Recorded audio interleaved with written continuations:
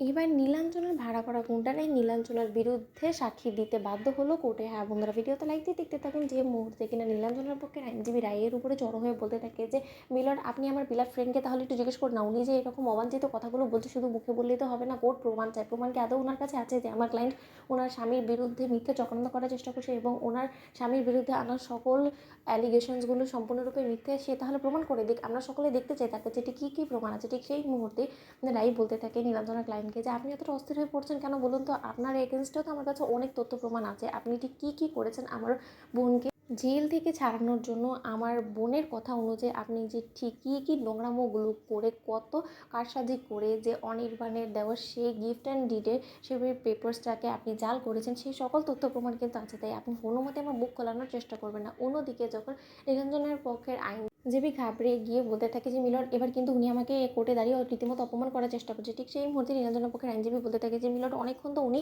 আমার ক্লায়েন্টকে জেরা করলো, এবার বরঞ্চ আমি একটু সুযোগ পাই, আমি ওনার ক্লায়েন্টকে একটু জেরা করতে চাই। ঠিক সেই মুহূর্তে কোর্টে জজ সাহেব যখন পারমিশন দিয়ে দেয়, তখন অনির্বাণের কাছে গিয়ে নীলাঞ্জনা পক্ষের আইনজীবী বলতে থাকতো, মিস্টার অনির্বাণ সেন, আপনার চরিত্র নিয়ে আমার সেরকম কোনো কিছু জানার আর মোটেও কোনো রকম কোনো আগ্রহ নেই, কারণ আমি খুব ভালো করেই জানি যে আগে থেকে আপনার চরিত্রটা ঠিক কতটা ঢিলা প্রজাতির এবং আপনি কতটা নোংরা প্রজাতির একজন কুৎসিত মানুষ।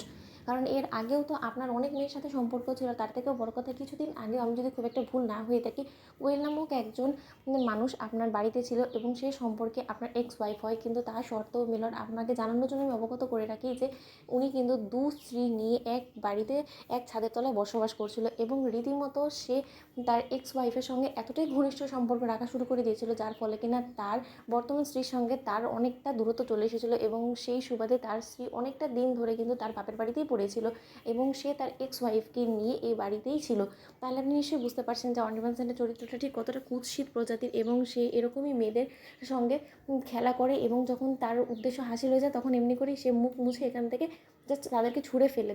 আর তার পরপরে আমি যদি খুব ভুল না হয়ে থাকি, তারই বর্তমান স্ত্রীকে কিডন্যাপিংয়ের মিথ্যে চক্রান্ত করে তারা রীতিমতো আমার ক্লায়েন্ট নীলাঞ্জনা এবং অনির্বাণ সেনের এক্স ওয়াইফ কোয়েলকে তারা হাজতে ভরে দেয় এবং তাদের সাথে যে ঠিক কী মর্মান্তিক ঘটনাগুলো ঘটে সেটার আমার মুখে বলাটা আমার মনে হয় না যে মোটেও ভালো হবে। তাই আমি আপনাকে বলছি যে মিলন, এরকম কুচিত নোংরা প্রজাতির মানুষদের সুষ্ঠু শাস্তি না হলে এরকম অনেক পুরুষই আছে যারা কিনা এরকম করেই আমাদের সমাজে নারীদেরকে অসম্মান করে, তাদের শ্লীলতাহানি করার চেষ্টা করে তারা পার পেয়ে যাবে এবং আর কোনোদিনও হয়তো বা এরকম পাপীদের ভয়ে আর কোনো মেয়ে হয়তো বা মুখ খোলার চেষ্টা করবে না, হয়তো বা এটা মুখ ফুটে কারো কাছে বলতেও পারবে না যে তাদের সাথে ঠিক কী কী নোংরামোগুলো করার চেষ্টা করছে এদের মতন অপরাধীরা। তাই এদের সুষ্ঠু বিচারের দাবি আমি করছি। তো বন্ধুরা, লাইক কমেন্ট শেয়ার করে সাবস্ক্রাইব করতে ভুলো না।